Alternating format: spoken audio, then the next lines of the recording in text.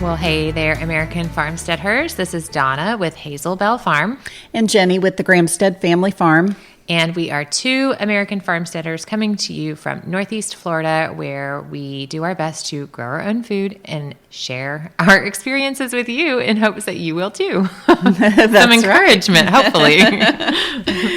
Yes. And before we get into today's episode, if y'all have been hanging out with us for any length of time, I know that you have heard our bad audio issues. There's been many. There's been many bad audio issues. And we just want to say thank you for hanging out with us through all that mess. Thank you, thank you. And we got some new equipment, so we think we have it figured out. Yes. Maybe. Fingers crossed. Last week sounds pretty good. We've had some good episodes, or some that sounded pretty great in between, but we always keep coming back to static or echo or all kinds of issues. So hopefully we're done getting tripped up on the audio. Yeah. But thanks for putting up with this, y'all. Thank you. We appreciate it. The content is good. The quality's been less than. Right. So, hey, technology has never been our strong suit. Really, it hasn't. And we've told you guys that from the beginning. We just want to grow food. Yeah, that's right. So, and that's what we're talking about today. We are talking about growing food because that is the season that we're in. And we're going to talk all about what we're planting in our spring and summer garden. Yes. Yeah. Because it's all going in. It is full on. Full on. Like, we need more room. Yeah. So where we are here, we don't do any brassicas in the summer. Yeah. That's your broccolis and greens and kales. Well, actually, hold that thought. Yeah. I do like to let a red Russian kale go. Okay. And a lacinato kale go. Actually, those are the only two kales I have. Yeah, anymore. I have one. And I let them go as long as they will. And they'll go into some pretty decent heat. Eventually, I'll probably lose them. But sometimes they look really, really, really bad. Or they might get bug attacked or whatever in the heat, the hottest part of the summer. And then I'll cut them back. And they'll come back green in the fall. Nice. Yeah. I'm going to try to do that then. Yeah, me too. I actually have a couple different kale plants out there right now. So I'm going to try to do that. Yeah. But by and large, we don't grow a lot of those things in the summer. It's too hot here. It's too muggy and humidity, too high humidity, too humid. So we're doing our hot weather things are like tomatoes. Yes, tomatoes are full on in.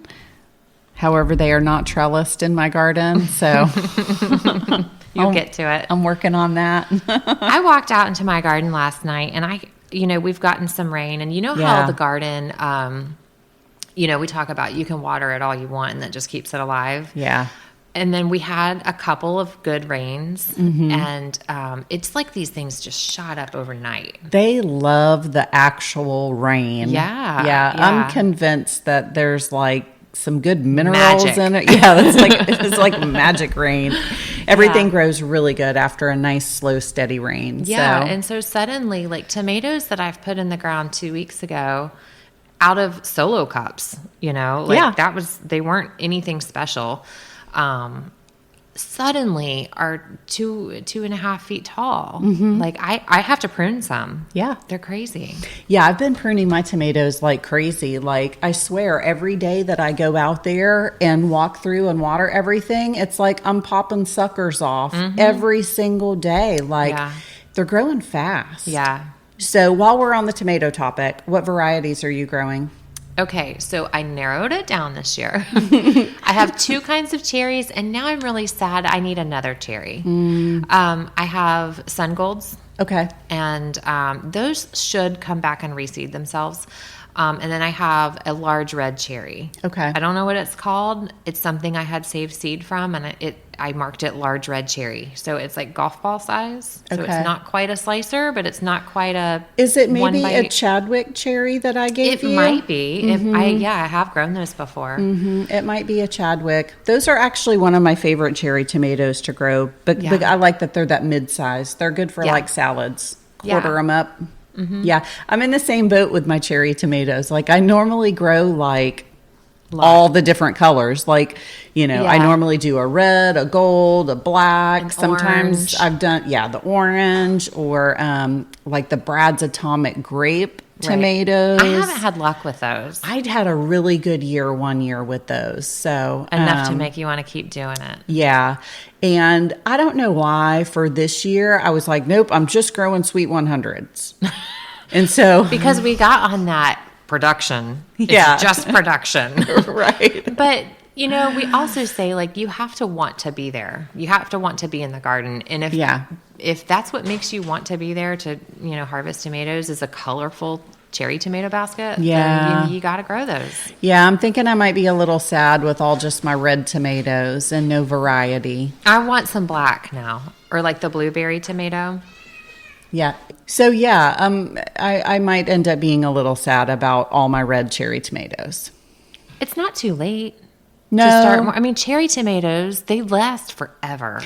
They do. Think it's too late. That's why I was already thinking about my fall tomatoes. That's why I went and bought those black cherry tomato seeds. Well, they might be late summer tomatoes. I also have Bradley tomatoes, Parks Whopper tomatoes. Black Crims are my favorite. Yep. Early Girls. And I don't know how many I just said. What am I forgetting? Paul Robeson. That's all I can remember. Yeah. I went Black Crim also. It's such a good tomato. So delicious. Yeah. That's a really good tomato. So I definitely did Black Crim. I did Cherokee Purple and Homestead. Oh, yes. For my determinant. Yeah, that's a good one. Yep. I have, you know what? I started some Romas. I started a whole pile of Romas, and they did not like the last frost that we got. Yeah, where I lost a lot of stuff. But of the tomatoes, most everything bounced back, but the Romas really never looked right. Yeah. So, I didn't even plant them in my garden. Right. Moving on. That's right. Yep. Moving on. I'll try them in the fall. I'll do them again in the fall. I have really good luck with tomatoes in the late fall into winter here. I was thinking about that the other day. I was trying to remember when I started my fall tomatoes. Do you know off the top of your head? I do. I did seeds in July. Okay, that's kind of what I was thinking. And I did suckers off of healthy plants in September. Okay. And just planted suckers. Okay. And that worked the best. Nice. Yeah. Nice. Yeah, so I'll do that again. Yeah, I know. Like I said, I've been popping suckers off my tomatoes like crazy. And I'm like, man. Stick them in pots and sell them. Yeah. You could I guess I could. You could do that. What besides tomatoes? What other warm season thing? I've got my cucumbers in. I had some that I had started up on the porch. And I would say maybe only about 75% of those transplants actually made it. That's the first time I've ever transplanted cucumbers. Yeah, I don't think I've ever transplanted cucumbers either, but I did this time and I have baby cucumbers. Yeah, so the ones that actually made it, they're climbing up the trellis. Yes. They look nice and healthy.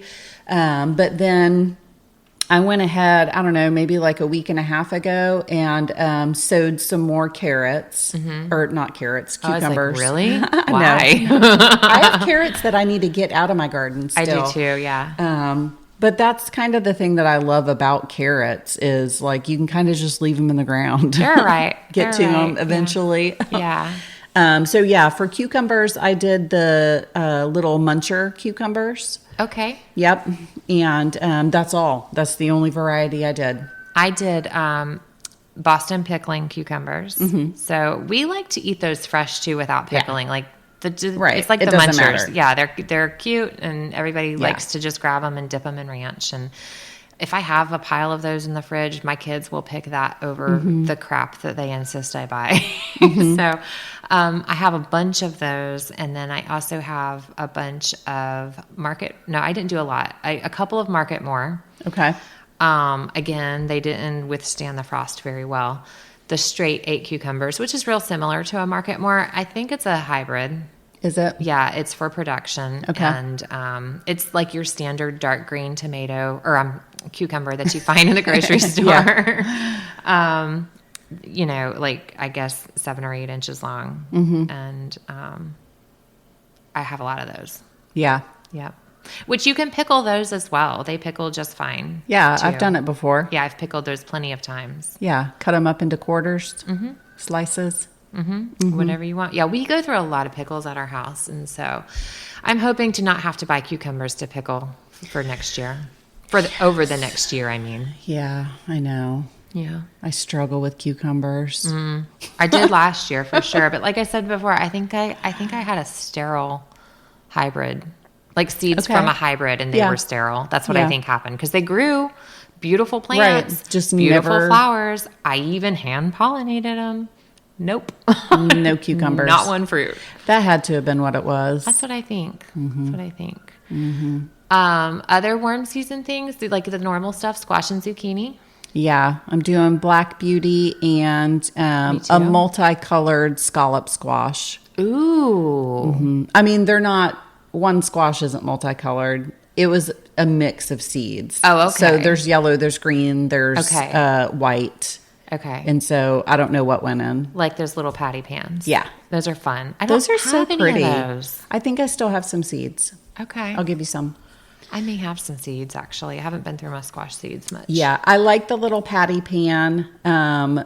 There's a really good recipe that we made one time where we just sliced those and you like layer. It's almost like a refrigerator pickle recipe. With the squash? With the patty pan squash and onions. Yum. And you just layer it in a jar and just pour that pickling stuff over it. It was really good. And it had lemon in it too. It was really yummy. That sounds good in the summer. Fresh. Yeah. Like, what else could you put in there? I know. Like herb stuff. Like you could do some rosemary. Maybe some rosemary. That sounds good. And then, since it's my house, peppers. The grams like their heat. Seminole pumpkins. I just put in a bunch of seeds. And they've been kind of slow to come up. So I'm still waiting on them. I'm doing those as well. And they are slow to start. They really are slow to start. They're going to grow under my blackberries for weed suppression. And so that, and also butternuts, and also some melons. Okay. Well, I'm just going to let them grow wild. Yeah. Like that. Yeah. I'm doing all that, all my Seminole pumpkins and my sweet potatoes back in the back corner of the garden. And I'm just going to let them go wild, and because it gets like a jungle back there anyway. Right. So let them go to maybe give me some good ground cover, hopefully. Yeah. That's the plan. Hopefully, it's so hard waiting for some of this stuff to get big. I feel like stuff that's like super heat loving is really slow to start. Like your peppers. Like peppers and the Seminole pumpkins. Right. Roselle is the same way. I feel like it takes forever to get Roselle going. It does, but once it does, it takes off. Right. You can't stop it. Yeah. Same thing with this Egyptian spinach. This is the second time I've done Egyptian spinach.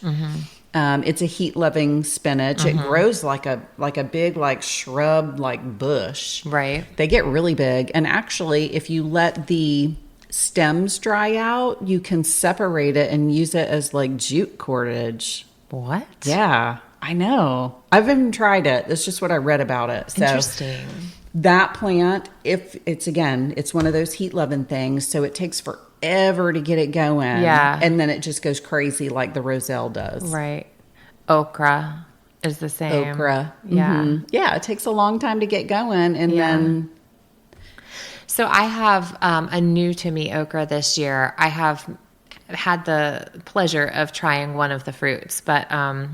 So I'm doing my good old standard emerald green. Yep. My spineless Clemson. Yep. Okra, and then I also have motherland okra, which is a shorter plant, and it's a short, fat pod. Okay. And I'm really excited about it. I have them everywhere in my garden.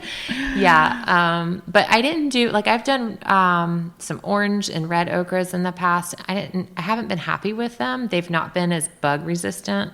Yeah. And they seem to get woody faster. Yeah. Even when they're small. Yeah. I tried a red variety that I didn't like either. Yeah. Yeah. So they're fun to see, and I would get, for every one good okra pod, I would get 5 bad ones. Yeah. And so it just wasn't worth the space to me.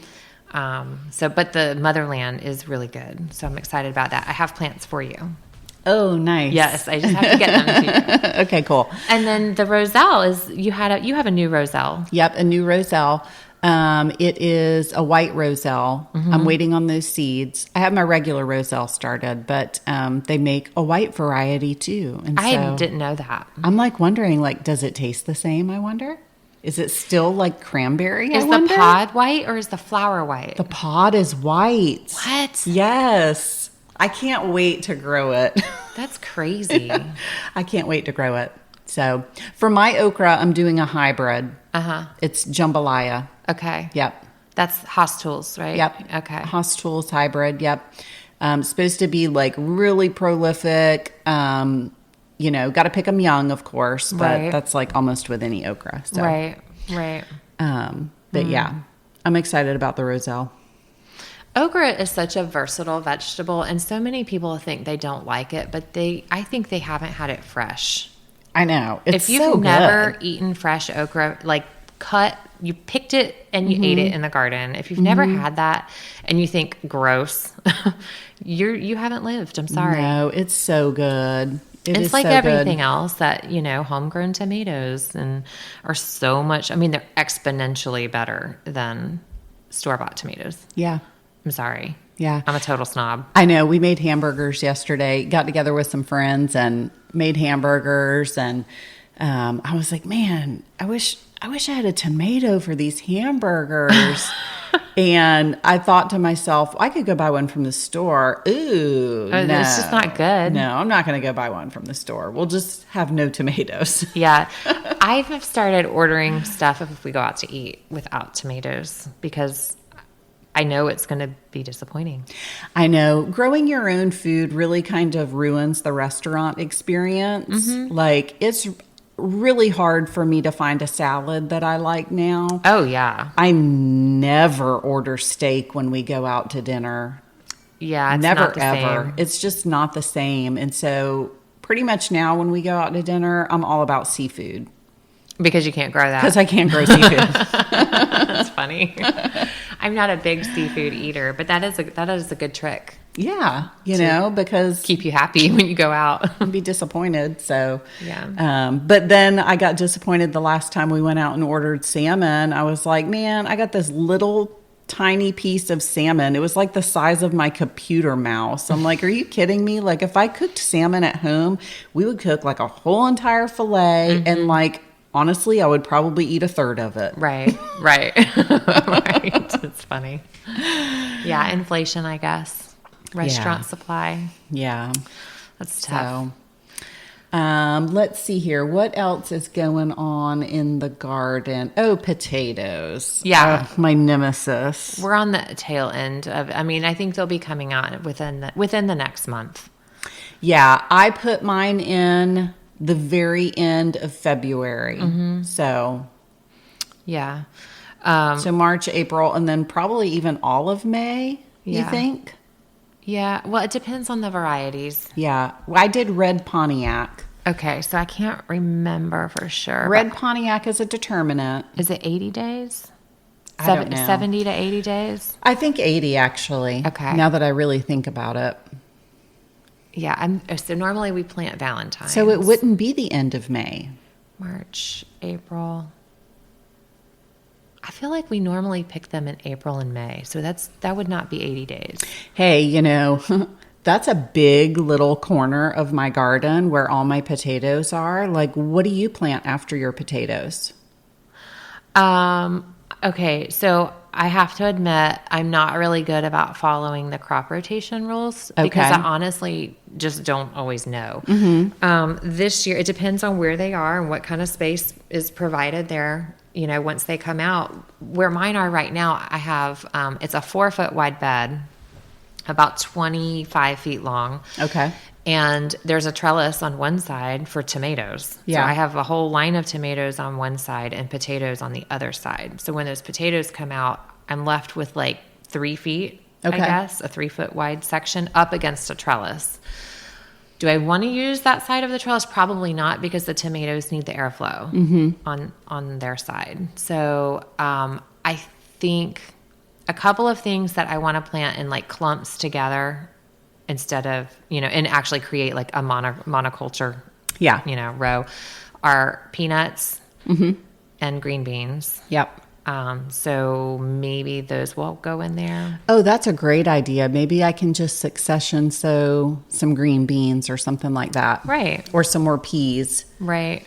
Because I actually did put in my second row of green beans just the other day. Yeah. Yep. Okay. Yep. My first row was up and looking good. Had probably been up for, I don't know, maybe 3 weeks or so. So I went ahead and did my next row. And I really, really, really want to try to stay on top of that. Mm-hmm. The succession, you mean? Succession sowing, yeah. I feel like I always have good intentions with that. And then summer kicks in and I'm like, I don't want to go out there. It's too hot. Yeah. So yeah, that would be probably a good thing to follow the potatoes. Green beans. What's that, that little leaf ditty? Legume, root, fruit. Is that how it goes? Leaf, legume, root, fruit. I don't know. You introduced it to me. Where's my garden journal? It's in your, I was going to say it's in your notebook. So if that holds true, we would need a fruiting plant in after our roots. Yeah. I don't know. We have to look that up. I'm about to look it up right now. So yeah, I do have peanuts. I mean, that would be also a legume. Which I didn't grow much leaf stuff over the winter to plant legumes after. I'm just thinking out loud here now. Okay. I have to look this up every single year, and I don't know why. I just can't remember it off the top of my head. Yes, leaf, legume, root, fruit. Okay. So I guess I did remember it off the top of my head. So being that potatoes are obviously a root, a fruit should go in its place. A lot of my fruits are planted. A lot of my fruits are planted too, but I mean, I guess we could always maybe succession sow some of the scallop squash or zucchini. Oh, I do need to succession sow that. The squashes, yeah. The squashes always get tore up by bugs. Right. Watermelon? Yep, you could do melons, absolutely. Mm-hmm. And yours has a trellis too. Right. I mean, but the tomatoes are going to need that trellis. Oh. So I don't know. I have to think about it. You asked me a question I wasn't prepared for. Yeah, I don't know. I loosely try to follow the crop rotation thing. Yeah. Really loosely. But then it gets crazy. I'm like, wait, what rotation is this row on? Right. It gets ridiculous. So, right. What about basil? Yes. I have some tree basil, some holy basil or tulsi, some Genovese basil, some purple opal basil, and something called Emily basil, which I don't know what that is, but my friend Emily gave it to me. So maybe it's something she created. I really don't know. It says Emily basil. So that's funny. Yeah, I also I had started seeds for some other stuff like a lemon basil and some other funkier things that aren't real common. But they were old seeds and they didn't come up. Yeah. All the basil that I have put in is just sweet basil. And then I think I have a spicy basil. Ooh. And all of those seeds that I sowed, they're just creeping along so slow. I feel like they're taking forever to grow. Yeah. Or I don't know, maybe I'm just looking at them too much, Right. I don't know. Let's see here. What else? Sunflowers. Oh, yeah, everywhere. Yeah, I mean, I've got flowers everywhere.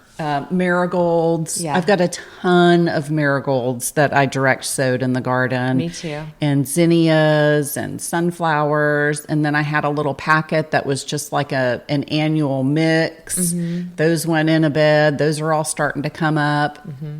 I've got some cosmos, some dahlias, which I have dahlia seeds. Okay. I should have probably started them in containers under lights and taken care of them to make tubers because I really don't know why I would have ordered dahlia seeds. I forgot I had them until I went through my seed bucket, my flower seed bucket, and I just threw them in with the rest. So we'll see what happens. Right, we'll see what happens. They're not growing anything in the bucket.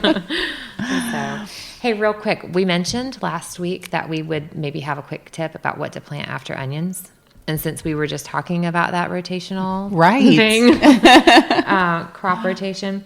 So after onions, a good thing to plant are all types of your brassicas, which we already talked about. We're not doing that. Yeah. But pumpkin crops. Oh. Yeah. And also any of your nightshades and legumes. So there's all kinds of options. Okay. All kinds of options. Yeah. I think I might be going with like a green bean or a pea. I don't have enough room for my zipper peas. So. Oh, yes. Yeah. So I don't have room for that either. Yeah. Which I usually do those later, like after tomatoes come out, because they can really handle the heat. Oh, yeah. That is a heat-loving crop for sure. Yeah. I've only got one row in. That's another thing I was planning on succession sowing. Right. Because that's not fun harvesting all that at once. No. No, it's not. No, it's a pain in the butt. Yeah. So let's see here. What else do we got going on? Sweet potatoes. Oh, yeah, sweet potatoes. I just finished putting in my sweet potatoes. I have not put mine in yet, but they're going in this week, so that's definitely something. Most are my own slips. I may pick up a few extra slips if I happen to see them at the store, because I don't have as many as I want. Yeah. I could probably use a few more too. So if you find them, I'll let you know. Let me know. Yeah. And I'm still actually growing slips on my windowsill. Yeah. So. I just took mine down. I'm like, okay. I get tired of looking at it. Yeah. Yeah. They were done. Sweet potatoes. I'm in my head. I'm visualizing my garden. Right. You're walking through your garden. Yeah. We have garlic that's going to come out soon as well. So that will open up some space for some things. But we're talking about what's going in. What can people put in? I feel like it's always a good time to put in berries. I'm not doing that right now because I mean, we put them in the... we put some in... January-ish, something like that. Yeah, we put some in recently. Early this season, we put some in. And then last year... in the winter, we put berries in too. And I am so loving having the berries in my garden. Yeah. I mean, there is nothing better than like a fresh berry when you're right in the garden. I've picked a couple blueberries too. I've picked a couple. It's so fun to me to see. We're picking a few blackberries now, here and there. We don't have like a big flush yet. It's just like the first ripened berries. But they're big and juicy and amazing. And I was going to say, what I love about having the berries is that they come to fruition in a different season than everything else. So like right now we're harvesting berries. Right. But we're not harvesting our vegetables or our tomatoes or things like that. So, it gives you something to still be kind of picking off of as you're walking through, tending to all the new stuff. There's always something to harvest, and that's what I like about having berries. Yeah. Yep. Yeah. I'm really excited about my goji berries.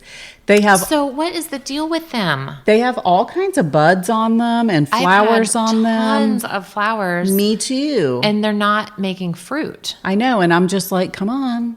What am I doing wrong? They're growing really well. I mean, I gave mine a trellis and they are like on it. They seem really happy. They seem very happy. But I've picked exactly one berry.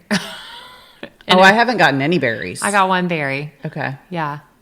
And I was like, all excited about it. And because I like them fresh. I don't care for them dried. Yeah. When you buy them. So yeah. I don't know. I don't have experience with them either. So maybe this is normal. I don't know. I don't have any experience with goji berries either. It just sounded cool. If you guys do, then maybe hop on over to our Instagram or Facebook and give us some tips on growing goji berries. Yeah. We would appreciate that. Yeah. Hopefully it's not something that they're missing. That's what I wonder. I don't know. I really don't know. I fertilized with a pretty well-rounded, all-natural fertilizer, granulated, slow release kind of thing. Yeah. But And that's another thing I'm really trying to stay on top of this year. I heard somebody use the term spoon feeding. That's how you should fertilize. Spoon feed it. Just a little at a time, really frequently. I'm thinking what was next to my go-tos. I've got garlic. I've got tomatoes. I've got lots of herbs. That's one thing that I have not gotten into, and I keep telling myself, like, I really need to get into that more. I mean, of course, I've got my rosemary and I've got basil, but like, I want to start doing like more medicinal stuff, so I can like make more tinctures and stuff. Exactly. Yeah, exactly. So I bought a patchouli plant this weekend. I know. You got to get cuttings off of that. I definitely will. I'm totally jealous about that really patchouli excited plant. About it. I'm it smells really excited. So good. It really does. And even like, I don't like a strong patchouli scented soap or lotion or whatever, but, and I really can't stand patchouli essential oil. Like, it's just too heavy. It's too much. It's too much for me. But this plant, it smells like patchouli, but it's... It's lighter, but like this patchouli plant. It smells like patchouli. I feel stupid saying it. It's not strong though. No, it's not. It's really neat. And so, at first glance, a little bit of research that it does have some pretty decent medicinal properties, and you can use it as a tea. And I'm excited to get it going. Okay. Yeah. How does that grow? Does that it looks like it's going to be like a bush or something. It is a little bit bushy, and it grows in like a partial shade is what I'm told. Okay. I'm still researching. I haven't put it in its permanent home yet. Yeah. So okay. I'm excited for that. Yeah, I'm excited to see how that turns out. Yeah. And to get a cutting. Oh yeah, for sure. For sure. Yeah. I also have like your normal rosemary, basils. Dill is everywhere. Yes. Yeah. I started some dill and I actually only had 3 that like made it and they're doing good though. Okay. But they're not as big as your dill. Well, I feel like I heavy seeded and I planted them out way early. Did you? Yeah. Like way before last frost. Yeah. They're going to seed already. That's crazy. I mean, I can clip those seed heads, and I will, but and they'll keep going and they'll bush out more. But yeah, so far I haven't had any bugs over there. Where the big dill is. Right. The big dill. The big dill. It's a big dill. It is. I have some sage and marjoram.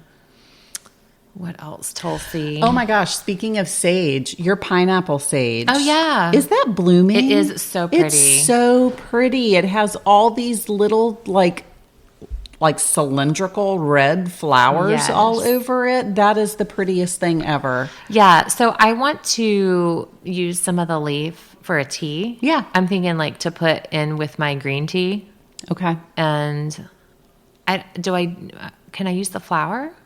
I have no idea. I think the flower would be pretty on a salad. Yes. Yeah. I don't know if the flowers are edible, but they're super pretty. I feel like they are. And they're so dainty. Yeah. Yes, exactly. They're very pretty. Very, very pretty. Peppers. Peppers, yes. I've got all my peppers in the ground. What kinds? Serranos, jalapenos, shishitos, Florida Wild Grove, and Sweetie Drops. And then I have a mystery pepper plant that I overwintered that I have no idea what it is. And I am really, really hoping it's a Sugar Rush peach pepper. Ooh. Although it's kind of starting to look like it might be a Scotch bonnet. So either or would be cool, but I really would like the peach pepper. You guys are hot. Yes. Hot lovin'. We love our hot peppers. Yeah, we can tolerate hot toned down with something else. Yeah. About as hot as we get is, I do have a Tabasco that overwintered. I grew a lot of daddles last year. I have so many in the freezer still I need to make sauce with that I don't even feel like I need to grow daddles this year. So I don't have any of those unless some volunteer. Jalapeno is pretty much as hot as we handle. Yeah. And we like those. We like those a lot. So I have a lot of those. I have a lot of Pippin's Honeybell sweet pepper. Okay. Oh my gosh. Really good. So good. They're just good to just pick off and eat. They're a good sweet pepper. I also bought this weekend something I had never heard of called a cornita pepper. It's supposed to be a sweet, prolific pepper. Oh, that's right. You were showing me that plant. Yeah, we really like sweet peppers at our house. And so we can cook them, we can eat them raw, we can, dip them in hummus or whatever. Mm-hmm. And that's one of our favorite snacks. But I got 2 of those plants. They're supposed to put off a lot of fruit. Okay. And so, yeah, I'm excited to try those. And I think that's all of my peppers. I don't even have shishitos. I didn't have any germinate. So. Well, I'll trade you shishitos for your sweet peppers. Yeah. Because I don't really have any sweet peppers in my garden. I guess the sweetie drop peppers are like a sweet, spicy pepper. Yeah. I think you told me they're like a sweet with a hint of hot. Yeah. So I don't have any regular peppers. Is that all my peppers? Oh, I have some bells too. Okay. I don't love bell peppers, but my people do. And I can cook with them a lot. Yeah. It's a good filler. It is. So I do have a lot of bell peppers. Nice. Too. Something I didn't grow last year, and so I didn't grow them this year either, are banana peppers, which is crazy because that's like the easiest sweet pepper that I tell people all the time. If you want a pepper, get banana peppers. I know. I need to go find some banana pepper plants somewhere that are already started because I love to have those in the garden. And literally for the last 3 years, I haven't done banana peppers. Right. But they're a good snack when you're out there. Mm-hmm. So, and they're easy. They're so easy. And literally one plant, you get a ton of peppers. Yeah. That's a good one. Like I said, I always tell people who are new to gardening. Yes, that is an easy grower. Yep. The bells I have a hard time with. I have a hard time with bell peppers too. That's why I tend to not grow them a whole lot. Yeah. Although last year... I did grow some big ones last year. I grew mini bell peppers last year, and they were a multicolor mini bell pepper, and I even got some of the purple, black ones. Wow. Yeah, and they actually grew pretty good, and those were some of the plants that I attempted to overwinter. So my one mystery plant could be that. It could be that. It could be that. I don't know. I really wish that all of them, they were fine. They totally would have made it. But then we had another freak frost. I know. And I think it was that last freak one that I wasn't prepared for. Right. That got them. I even thought, nah, we'll be fine. Mm-hmm. I knew that day. Mm-hmm. No, it'll be fine. Yeah, it wasn't fine. It was not fine. I lost a lot of plants. And I which stinks. It really stinks. That whole thing stinks. But anyways. Yeah. Let's see. I'm picturing my garden in my head. Yeah. What do I have going in? I got to figure out what else I can put in because I honestly have a lot of stuff that's about to come out now that I think about it. Well, that's what I'm thinking, carrots. Yeah, I still have onions. A lot of carrots in, a lot of onions in. After I get all those pulled out, it's not going to be too long that the potatoes are going to be coming out. Garlic. Potatoes. I was thinking oh, my garden's full, but me too. I think I'm going to have more room than what I actually think. So some things that I do want to plant still that are hot, heat loving, that I thought I didn't have room for can go in those places. So Armenian cucumbers, which is really and truly, it's a melon. They grow really long. And they taste like cucumber, but they are more heat tolerant. Okay. So I usually grow those after our regular cucumbers. Nice. And those, I haven't pickled them. I haven't tried to do anything weird with them. We just eat them fresh. Yeah. That's another crop I'm really going to try to succession sow, or the cucumbers. And so I've already got 2 rounds of them in. I'm going to wait maybe a couple more weeks and maybe try to see if I can find another spot to throw some down. So, right.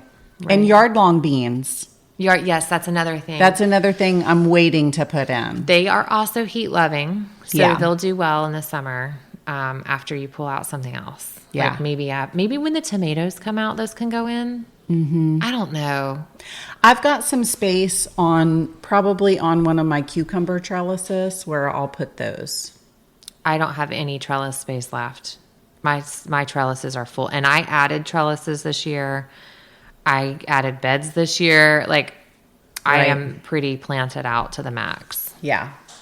Hey guys, real quick, think about what size your plants are going to be when they're full grown and you're harvesting from them when you're spacing them out to plant. Because right now it looks like, oh, I have a lot of room. I know. It's so hard. Yeah, but really I don't. it's so tempting. Like, I know that I could stuff this bed. Right. We got room in here. No, you don't really have room in there. Yeah. Yeah. Like, for example, I have, my raised beds are 4x8. And in one of them, I planted 4 squash plants. There's a kale still on the end that I'll let go as long as it will. Okra in my garden is here, there, and everywhere. So there's a little pocket. I can stick okra there because they grow tall. Like, it's fine. It doesn't take a big footprint.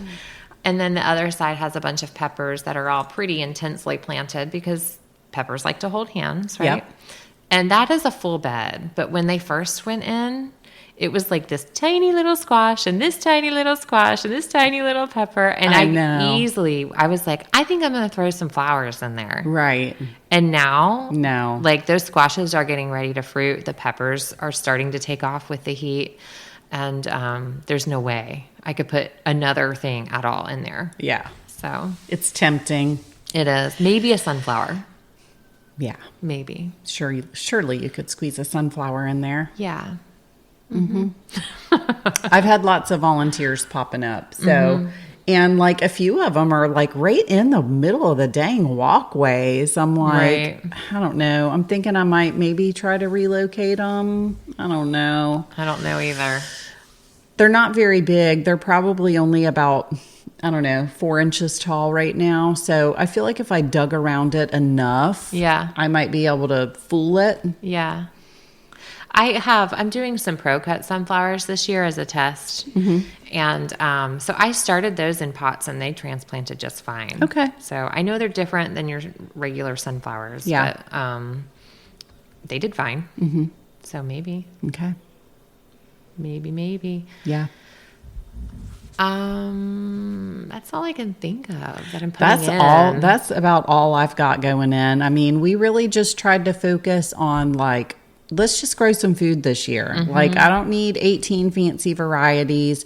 Let's just try to grow some food. Exactly. So exactly. I tried to keep it kind of simple. Yeah. And yes, me too. And the thing about us where we are is that we don't have to plant 12 million tomatoes because we have really 2 growing seasons for tomatoes. Yeah. So we just have to get not to the next year, but to the next season.